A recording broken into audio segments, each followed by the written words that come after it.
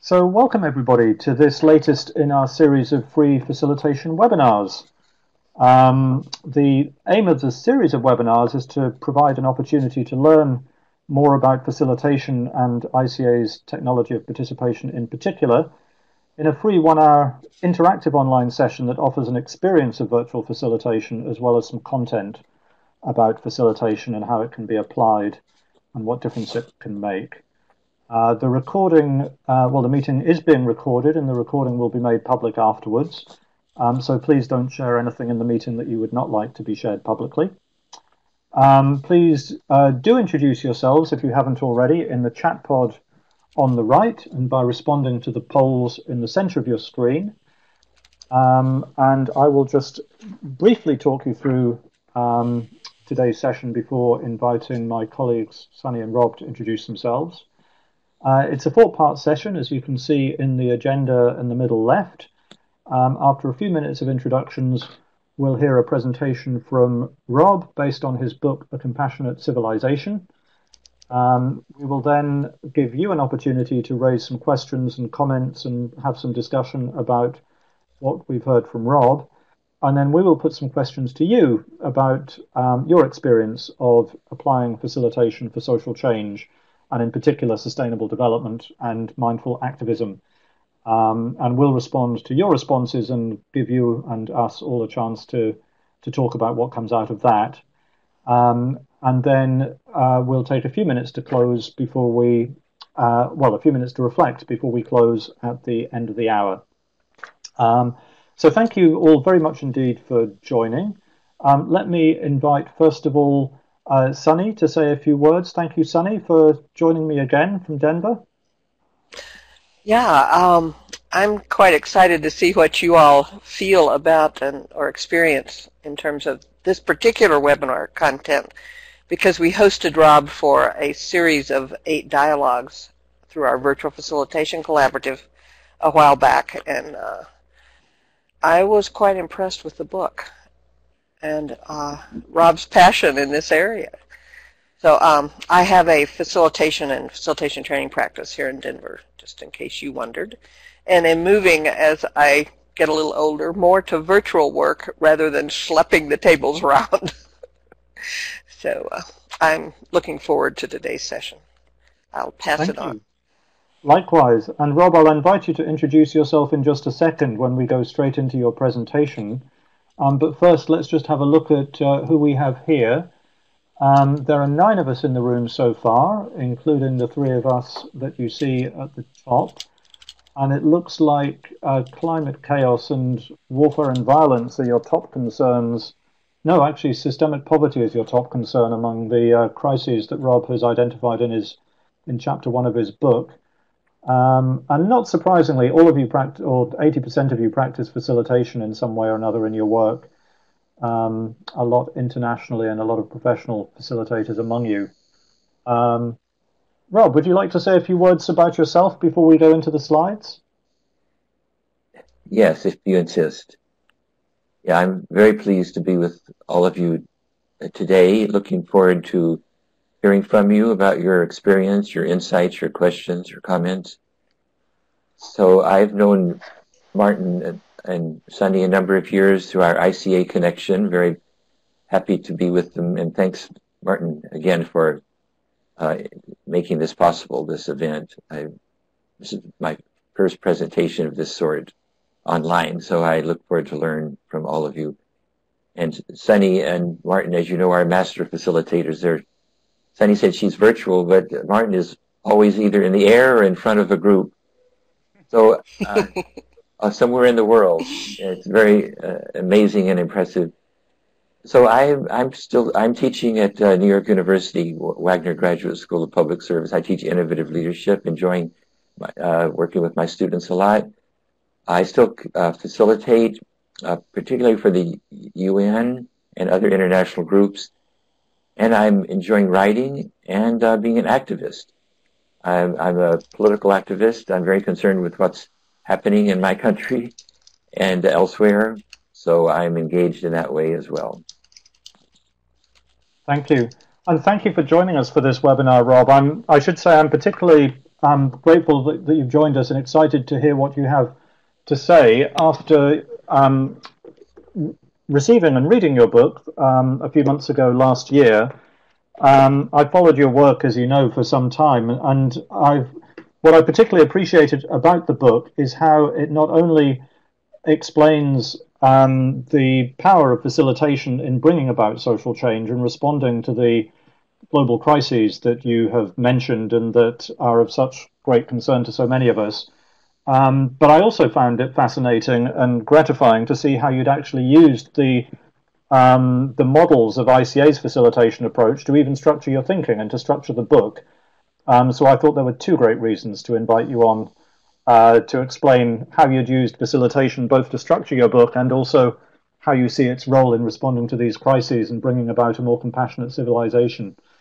I was saying to the two of you as we were preparing for this the other day, I'm particularly excited about how the book and about how your work, Rob, brings the minutiae of daily group work and facilitation at the grassroots, if you like, brings it into relationship with the great crises and opportunities of our entire world today.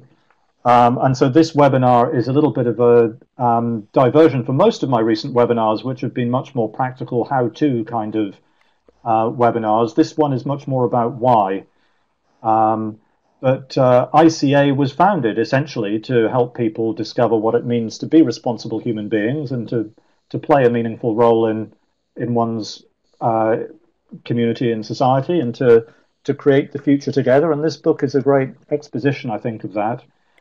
So thank you for joining us to share something about that. I suggest we go straight into the presentation, if you're ready. We'll hear from Rob a few minutes. We'll invite Rob to talk through some slides. As he does so, you'll see the general chat pod is still there to the right. Please continue to introduce yourselves if you haven't already. Also use the general chat pod to share any questions or comments as we go along. And if you find the slides too small to read, bear in mind you can hover your cursor over the top right of the slide pod to toggle into full screen and back again if you'd like to do that. So thank you, Rob. Over to you. Thank you, Martin, again for inviting me to join this regular series of your webinars. The first one, I hope to join others as a participant. I'm pleased to again being with you and Sunny, my colleagues of many years. And greetings to all of you who are participating in this webinar. I look forward to learning of your insights and experience. And I'm happy that you're interested in how facilitation techniques and participatory governance can promote sustainable development and mindful activism. So I'm going to share a few of my thoughts with you, and then I look forward to learning of your thoughts, questions, and experience. You and I are fortunate to be living in the most critical time in all of human history. We face interlocking crises of climate change, patriarchy, systemic poverty, plutocracy, bigotry, and perpetual warfare. Let us dare to dream. That has to do with vision we'll be talking about. Let us dare to dream and to realize a new civilization of compassion. Let us take the necessary actions for environmental sustainability, gender equality, socioeconomic justice, participatory governance, cultural tolerance, and nonviolence and peace. Let us work together to do all of this as a movement of movements.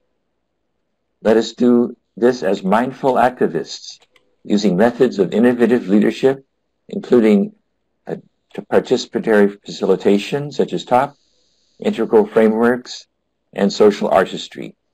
And let us do this as global, local citizens. And let us do this while cultivating understanding and compassion, realizing happiness, celebrating gratitude, living lifelong commitment, choosing courage, dancing with time, and embracing sadness, sickness, old age, and death. That is a summary of the 286-page book, Compassionate Civilization. So I would like to share with you why and how I use TOP and two other facilitation techniques that taken together comprise what I call innovative leadership in designing and writing the book. After that, I would like to share with you how top social artistry and integral frameworks of innovative leadership and participatory governance can be used to promote sustainable development within communities, cities, nations, and around this world. This has been my experience over several decades of working with many local, urban, and rural communities in about 55 countries while I was with the ICA, UNDP, and New York University. It's my belief that participatory governance requires the use of facilitation at all levels of society: neighborhood, community, town, city, state, province, nation, and at international levels, including the United Nations. So we must ask everyone what they think. So as you know, facilitation is all about questions, asking question after question after question. I really believe in questions. My book is full of questions. I'm full of questions. I know all of you as facilitators love questions as well. We must ask everyone what they think, what they need, what policies are required, what taxes should be about, what programs and projects are needed. We must allow everyone's knowledge and wisdom to set the agenda for human society at every level. Currently, governance systems around the world are captured and controlled by a few families. This is oligarchy. By the wealthy, this is plutocracy. And by corporations, this is corporatocracy. This is not right and does not allow the wisdom of 7.4 billion wise human beings to set the agenda for human civilization. This must change. Using these and other facilitation techniques can make that change. I challenge you to use facilitation techniques at all levels of society.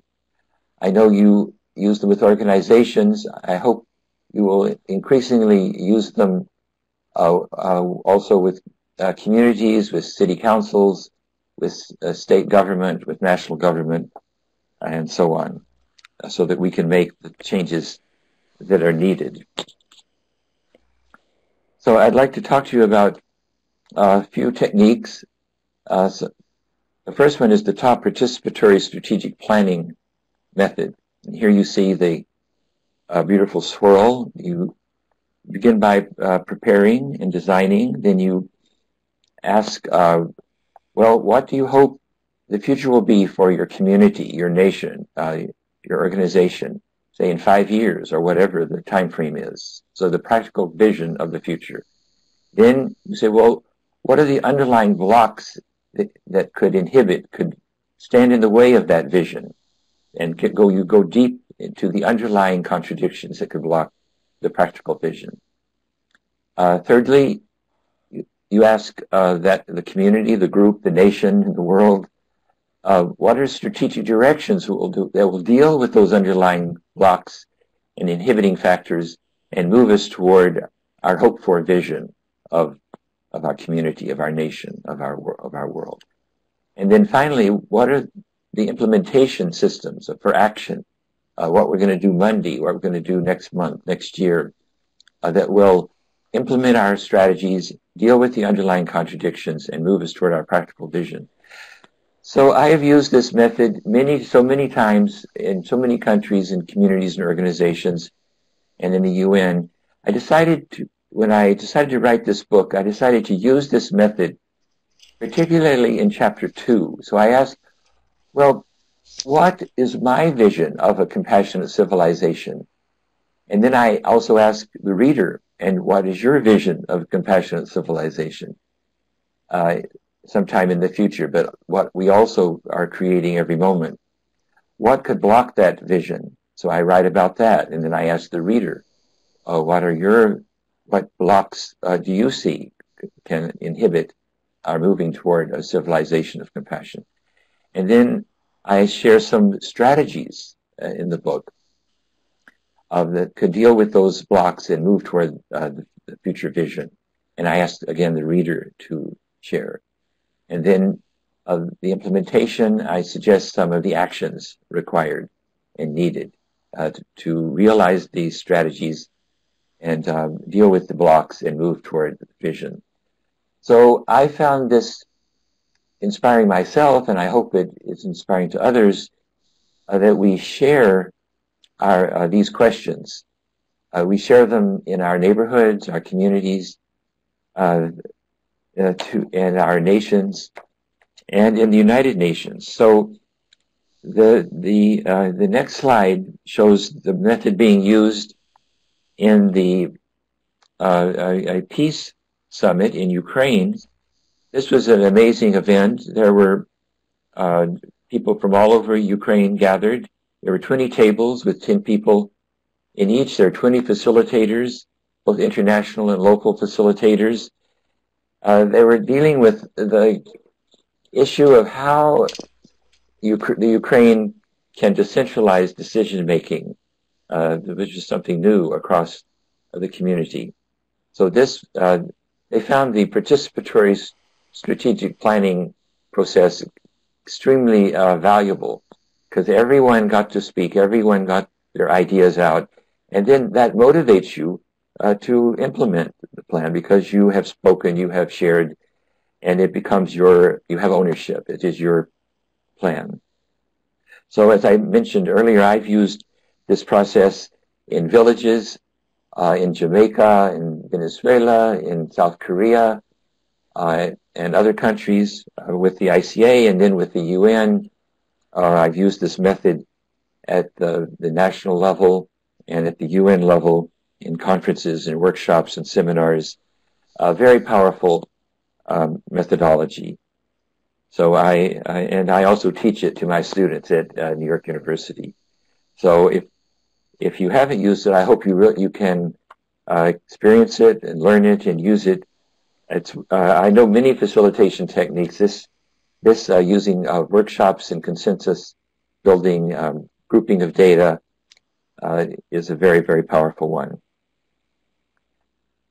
The second top method I'd like to mention, which is really, I found it's an incredible way of thinking. I find I think this way. I've used this for so many years, that if you can ask people first, what do you observe? What is the objective reality that you observe? Using your senses, what do you see, smell, what can you touch, what can you hear?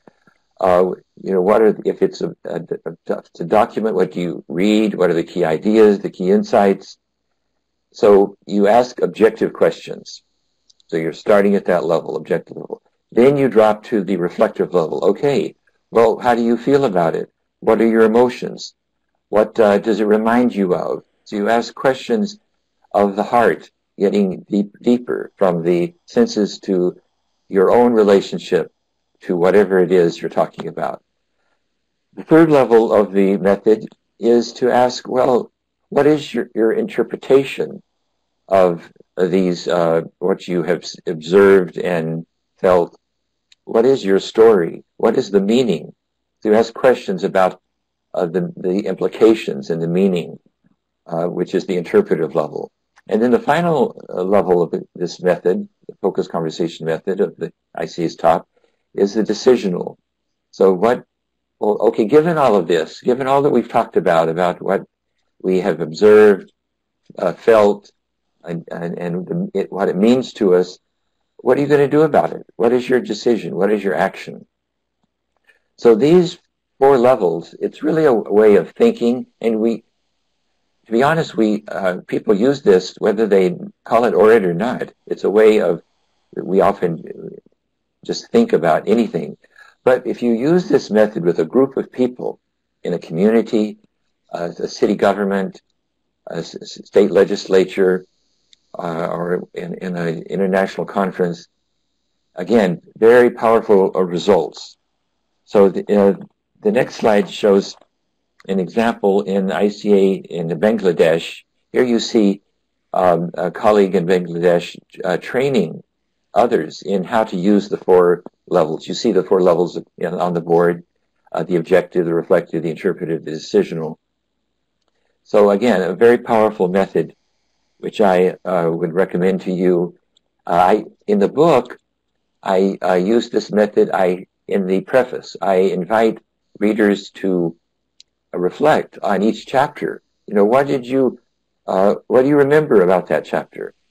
How did it make you feel? What difference does it make to you?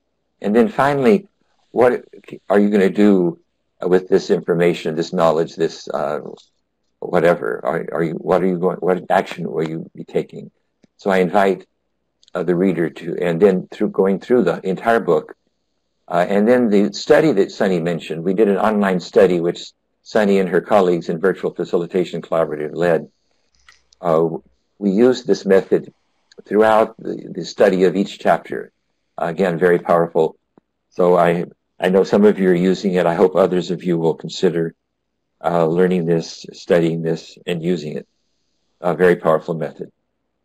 Okay, the next facilitation technique, which I use in the book and use in my work,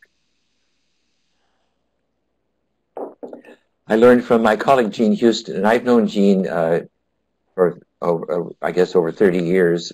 I've studied with her. I've involved her as a consultant in my work in the UN and the ICA. One of the most brilliant people I've ever met, and I deeply appreciate Jean and her work. Well, she invented something called social artistry. This is bringing artistry to social transformation, social change. And Jean says, to do this, we have to help people. We need to help people look at their reality at 4 levels. The sensory physical level, then dropping to the psychological historic level, and then deeper to the mythic symbolic level, and finally to the deepest level, the unitive or integral level, or some people call it the spiritual level. So Jean has developed processes to use with groups at each of these levels. And for example, the sensory level, you help people learn to listen deeply. So it's deep listening training experience. And then moving on to the psychological, what are their feelings and their own history of their community, their country. What does that remind them of? And then the mythic level, what stories are being told? And then finally the unitive level, what does this say about all of life? What insights are we gaining about the very nature of society and life itself? So these are the 4 levels. And so in the book, I use this particularly in the vision section. I share some of my sensory. I say, what does compassion smell like? What does the future taste like? So we really get into, and then I invite the reader to do that. And then the psychological, the mythic, and the unitive. So this helped me elaborate the vision in the book, and then invite readers to do the same. So I have, as I used this method, the next slide shows the method being used in Nepal. Nepal probably has used the method in my work more than any other country. They've been trained in this method. They go out and use it in the villages, in their workshops, with teachers, with government officials, and people find it very enlivening. That social change isn't just the rational, the analytical, the verbal, but it has to do with the visceral, the sensual, the experiential. It has to do with stories, and so when I invited Jean Houston to work with me around the world in several countries, including Albania and Kenya, Philippines, St. Lucia, Nepal, and so on. I'm reminded this in Kenya, we ask people from the government, from civil society, from the private sector, from the UN. We were talking about the Millennium Development Goals, before the Sustainable Development Goals. We had 7 Millennium Development Goals. And so we asked the participants, what proverbs Kenyan proverbs does each goal remind you of? So we were able to take those abstract global goals and ground them in the local mythos of Kenyan village life and tribal life. Became very powerful. So they were no longer abstract UN goals. They became the goals of Kenya. So that is an example of, and so in the book, again, I ask those questions. Now the last, Rob? yes. Do you see the question Neil posed over there on the right? Oh, thank you. Does Jean's model correlate or align more with nations with stronger faith and religion? In other words, more open-minded to the spiritual? Oh, thank you very much. What's your experience? You know, I have found them powerful in every country. Say, for example, in Albania, it's a very irreligious country. You know, communism kind of tried to stamp out religion, but the Albanians were really thrilled to get to think and talk about and plan social change in Albania at these 4 levels. So I would suggest they tend to be universal in my humble experience. But great question, thank you. The last method I wanted to touch on, and then it's your turn to talk, I'm really anxious to hear from you, is a method from Ken Wilber, another brilliant colleague, who's written so many important books. But his integral theory, he says that all of reality and society can be seen as at the individual level, the collective level, and in the interior dimension, in the exterior. So at the individual interior, this has to do with what are the mindsets in the country or the community, the consciousness, the awareness, the values, the attitudes. At the exterior individual level, well, what is the behavior, the interpersonal, group skills, relationships, partnerships. And then at the interior collective level, this has to do with culture, the myths, the rituals, the symbols, the norms. And at the exterior collective level, here you have systems, organizations, institutions, communities, and policies. Now, in my work at the UN, most of our work was in the exterior collective level. I tried to help countries improve their systems, their administrative institutions, their policies. So what I tried to do using this model in the UN was to get colleagues to also help countries with transformation of mindsets, of behavior, and of culture. So not only policies and systems, but of attitudes, interpersonal relations, and the simple systems within the country. And again, very powerful. Again, in the book, I use it particularly in chapter 2 in talking about the vision, the contradictions, the strategies, and the actions, but also throughout the book. And then in chapter 5, I talk about all of these methods, how I've used them in villages, in the UN, in urban slums, with organizations.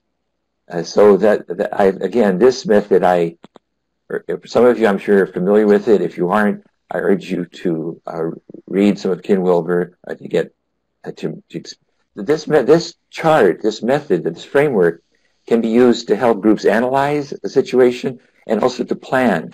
So when I use top methods, I invite people, say if we're doing the vision, I invite people, well, what is the vision for your organization, say in 5 years, in terms of mindsets, behavior, organizational culture, and organizational policies?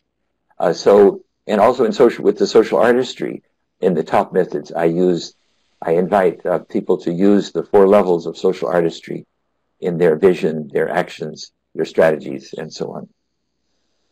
So this picture of the next slide just shows a conference where I gave the keynote at this conference in Nepal with the ICS Global Conference on Human Development. And I used all of these methods and introduced them, and some people were already familiar with them, but I used examples from Nepal, and people are really taken with these methods, as are my students at NYU. And I put all these methods together: social artistry, integral frameworks, and POP, and I call it innovative leadership. So as I said, I've used these techniques in South Korea, Jamaica, Venezuela, in communities and national consultations. The ICA's used TOP in the 24 time zones when we launched the band of 24 human development projects. In UNDP, I used the techniques in the LIFE program in 12 countries. That's the Local Initiative Facility for Urban Environment. And in the decentralizing the MDGs in innovative leadership in the Philippines, Albania, St. Lucia, Nepal, and Kenya, as well as teaching in NYU. Okay, now it's your turn. I really look forward to your questions, your comments, and your experience. Thank you very much. Thank you very much indeed, Rob. I've shown a final slide here with some further reading. You'll see the Compassionate Civilization book itself, but also the book that came out of the ICAI Global Conference in Nepal a few years ago, Changing Lives, Changing Societies, which includes a chapter by Rob about how all four of these methods have been applied in social change work in various countries. And a lot of practical examples from different ICAs about applying particularly the top methods, but also others in various contexts. And then there's the ICA books about strategic planning and art of focused conversation, and one of Ken Wilber's books, A Theory of Everything. Please do all share any questions or comments in the chat pod to the right. And we'll put some of those to Rob. I wonder, Rob, if I could kick off by asking you, I guess this is a question about your own personal vision for the future. You've chosen to call the book A Compassionate Civilization, and I remember not so long before reading yours, I read a book by Jeremy Rifkin, which I think was called The Empathetic Civilization, and I think I'm right in recalling that you talk about the difference between the two, and that empathy is not enough. Compassion means actually doing something with your empathy. Is that right? I wonder if you could speak a little bit to that. Yes, Jeremy's book influenced me a lot. The Empathic Civilization, and his book is is about this thick and is very technical and is brilliant. When I wrote my little book, which is not a technical book for experts, but for everyone, I said, well, empathy. We must have empathy, that feeling what the other is feeling, sharing that. But we must go beyond that sense of empathy to, as you said, to action, compassionate action. And the definition of compassion, as you may know, is to relieve suffering. So it's not only sharing suffering of the other, but daring to relieve that suffering through your own action. And so taking the necessary action to relieve suffering. So that's why I call the book A Compassionate Civilization, that I'm hoping that we can move into a future here in the present, because it's already begun. It's been going on actually for thousands of years. There's always been compassion, but we haven't really based our society on compassion. Thank you. That's very helpful. Anybody else? What questions do you have, or what comments would you like to make about what you've seen and heard? Kimberly, I'll just find a link to the Jeremy Rifkin book and share it in the chat pod. Anybody else, please type your question or raise your hand. We'd love to hear your voice. Stephen, yes, please. Rob, I was particularly attracted by the part of this title of this webinar about mindful activism. And I can see where it comes from, using, as you said, the intellectual innovative leadership, using all the three models together. But because for me, mindful activism is in the moment stuff. can you just elaborate a little bit more of your own personal experience, how this helped you in the moment, in moments of, you know, great heat when you're working with groups, or even in your personal life? Because that's the thing that I was really attracted to by this webinar. Mm-hmm. Well, thank you, Stephen. Great question. Yes, I didn't say much about mindful activism, and it is in the subtitle. And in the chapter 5, where I talk about innovative leadership, I actually talk a lot about mindful activism as one of the methods. And I realized that as I was preparing this presentation, for some reason, it dropped out. I guess I was first thinking of top, and then I thought, oh, well, let me bring in the other two. But I didn't. So absolutely, you know, as many of us, I am a meditator. I meditate daily to try to become aware of my thoughts, my feelings. And I find it's made all the difference. I've been doing this for just 30 years of my 73 years. So, and I find it helps me a great deal to be aware of my thinking, aware of my feelings, as I listen to others, as I try to be of service to others, ask questions of others. So to me, it makes all the difference.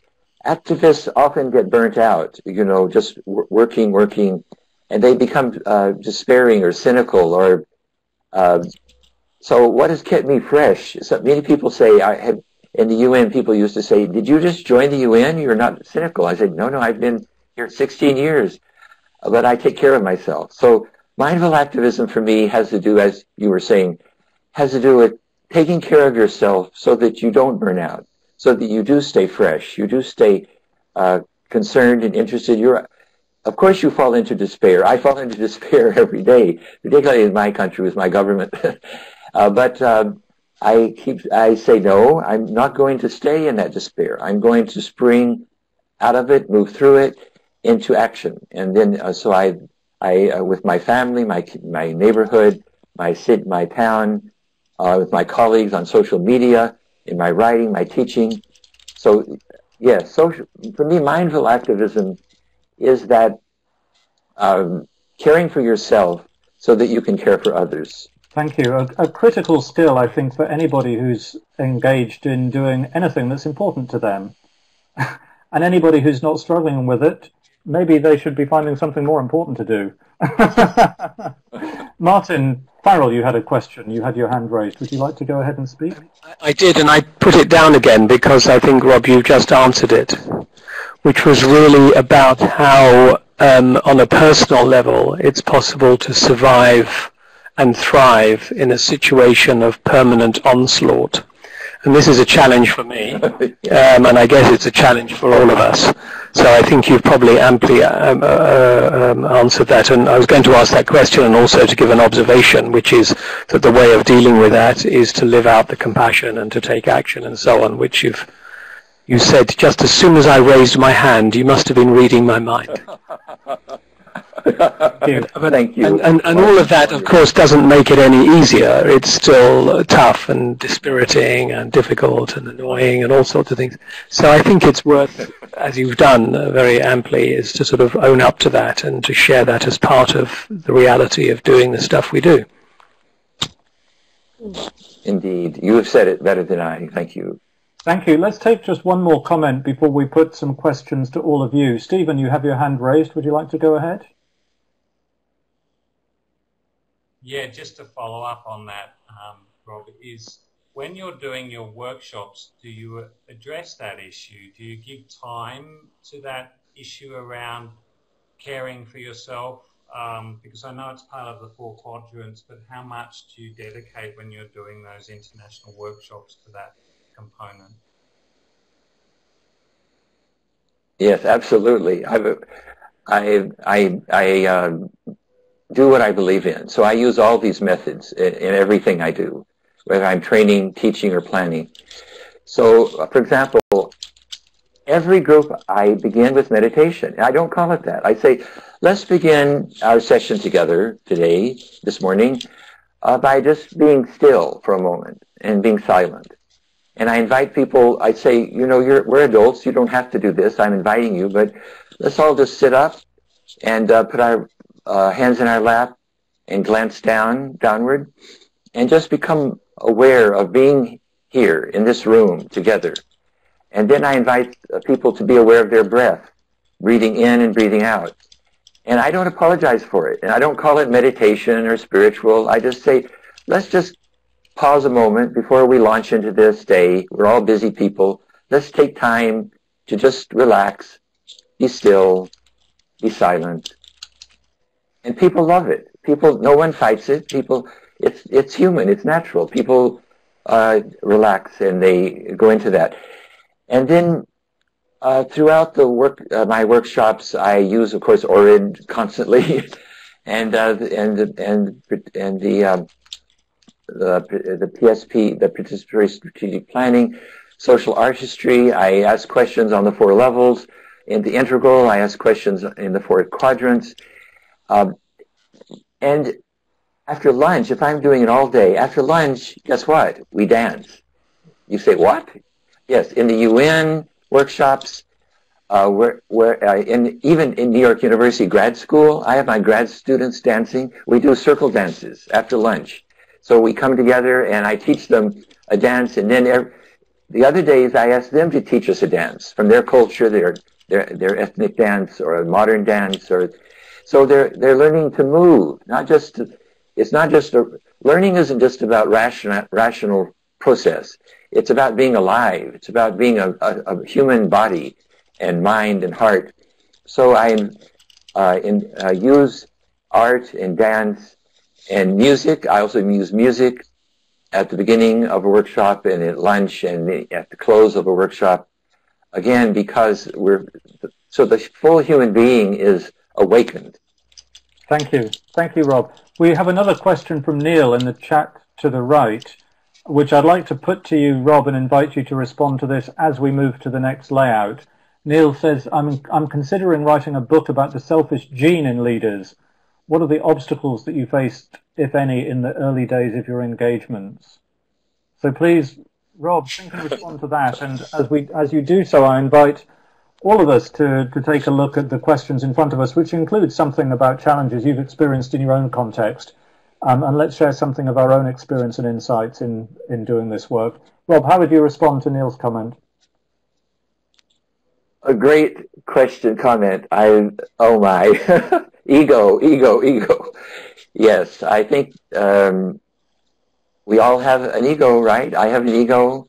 That's why, I have to become aware of who I am, the way I talk, the way I think, the way I feel, my biases, my prejudices, my arrogance, my pride. What am I afraid of? Where do I actually have hatred? So I have to become aware of my negative emotions, but I'm also aware of my, as you said, that selfish gene. I hope you write that book. I would like to see it, read it. The selfish gene it's with all of us. Even the great spiritual masters, if I may say so, have struggled with ego, have struggled with the self, being a self. So in Buddhism, I am a practicing Buddhist. We do a lot to transcend the ego, to kill the ego. How do we learn to modulate our ego? So I think that's a great. I hope you write your book. Thank you. I'm reminded of this book, which I've just picked up off my shelf, The 9 Disciplines of the Facilitator by John and Maureen Jenkins. And I don't remember if it's in the book or whether it's something I remember Maureen saying one time. Maureen Jenkins and John Jenkins, long-term ICA colleagues and founding members of IAF. And I was struck by what Maureen said, because so often in IAF I meet especially novice facilitators who are desperately keen for new methods, new tools, and see the surface level of facilitation tools. That's what they see and want to know more of. I remember Maureen saying something along the lines that the most powerful tool you have at your disposal as a facilitator is your own interior condition. And if you can manage that, that will make more difference to your group than anything you might do or say to the group, or anything you might ask them to do or say. that struck me very powerfully, and I think reflects what you're describing here. Please go ahead, all of you, share something of your own context. What's one concrete example of a context in which you've applied facilitation for sustainable development, mindful activism, or broader social change? And what are some of the challenges that you've experienced and some of the ways you've responded? And what are some of the things that help to sustain your own commitment to this work? Let's just take a couple of minutes quietly to respond to the questions in the chat pod, and then we'll have a little bit of a conversation about what we read from each other. I'll play a little bit of music as you do that. Feel free to reduce the volume in the bottom right if it comes across too loud to you.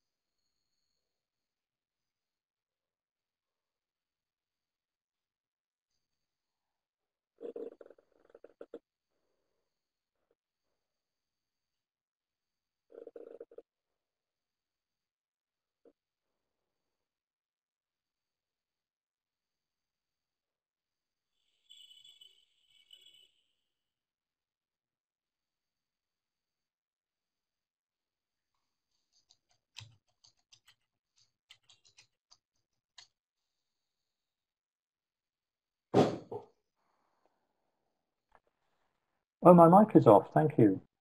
I was inviting you, please, to take a moment to read what's in front of us, and anybody who'd like to comment or question anything of what they've read and heard, please do go ahead. Maybe Rob or Sunny, if you see anything you'd like to respond to.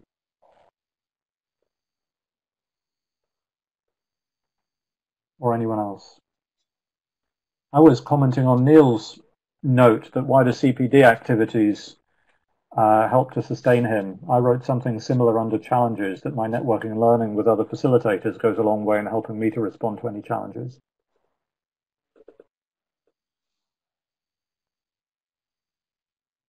Well, I'm inspired by the examples of use of facilitation in all kinds of groups and communities. I like this introversion extroversion comment of Neil. Yeah, I think that speaks to me. Yes, me too. I would agree. Anyone else, please do raise your hand and speak. We'd love to hear your voices. We'd like to follow up on anything that you've written or read.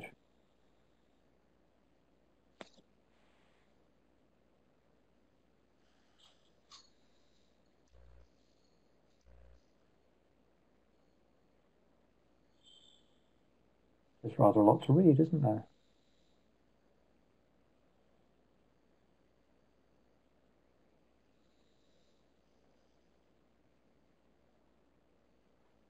Daily question from Sunny. What's my contribution now? I like that.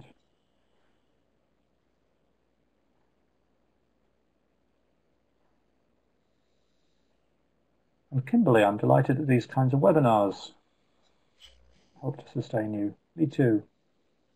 And reading, absolutely. Anyone else? I can see a couple of you typing. Now would be a great time to raise your voice and speak instead, if you wouldn't mind. Please go ahead, Martin or Chris. What are you thinking?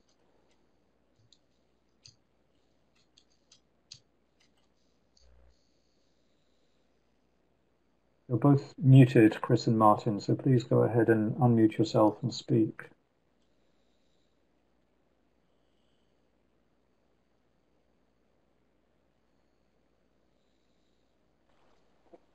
This is Martin. I'm happy to speak. I'm not sure there's a lot more to say than what I put in the chat box. I suppose I'm more involved. I find myself more involved now, with fewer, but also deeper and more challenging situations. So, and I've referred to two there. So I've moved from a larger number of and sort of more rushing around to moving more deeply, and that seems to be what's happening at my stage in life. So that's what's underpinning those two observations. Thank you. Anybody else? What do you notice about the examples and challenges we've shared? Or any other questions or comments arising from our conversation today? I'd love to hear from Kimberly on how you're meeting the challenge you mentioned on engaging the hard to engage, as we experience the same thing here in our work. Needing to do that, but finding it difficult.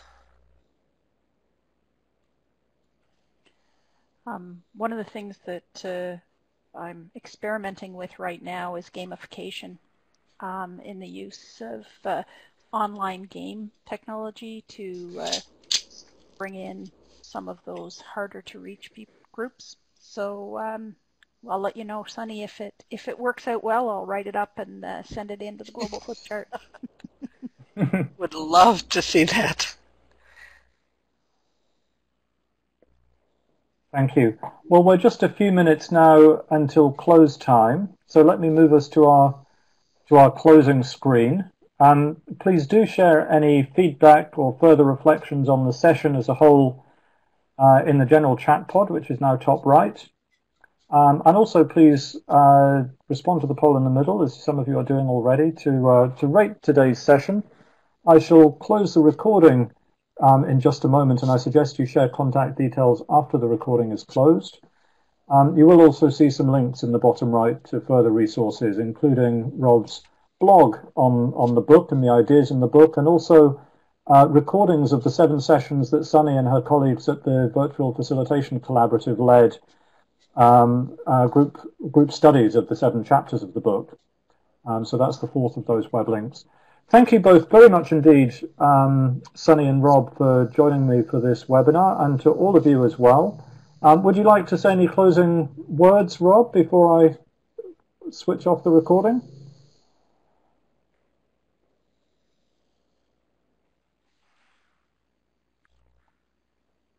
Rob, you're muted. Yes, now you're ready to go. Yes. Yes. So thanks to everyone. I look forward to read.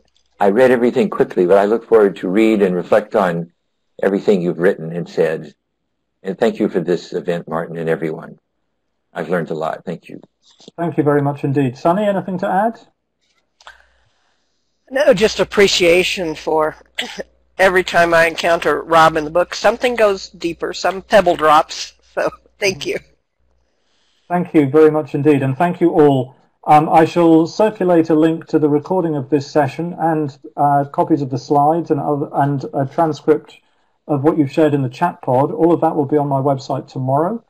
I'm expecting to have no more webinars until the autumn, so there are none yet scheduled, but follow my blog or follow me on Twitter to find out the date of the next one. I look forward to being in touch with all of you in the meantime, in person or online. Thank you very much indeed.